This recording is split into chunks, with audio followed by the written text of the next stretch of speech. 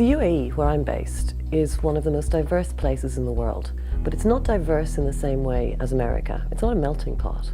What we have here is a tossed salad. We have people coming from all over the world who come here together, keep their own cultural integrity, their own cultural independence, and yet create something rather marvelous. On the downside, it can make hard talk or difficult conversations that bit more challenging. There's just an awful lot more opportunity to mess up, because culture is one of the filters that we use to understand the world around us and to know how to react to it. One thing culture might affect is our approach to hierarchy. So for example, the average 55-year-old man in Bombay is going to have a very different approach to hierarchy from the average 55-year-old man in Sydney.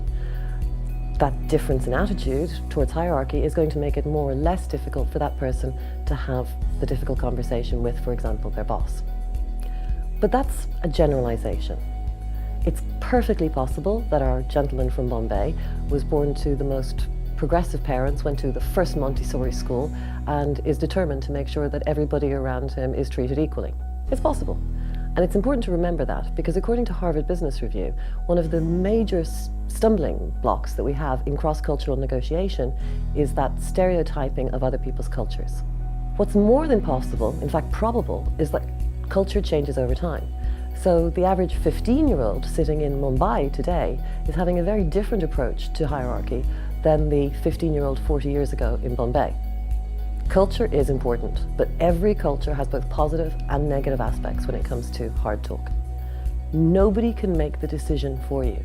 You have to decide whether you're going to have this difficult conversation or not. Just don't, please don't use culture as an excuse.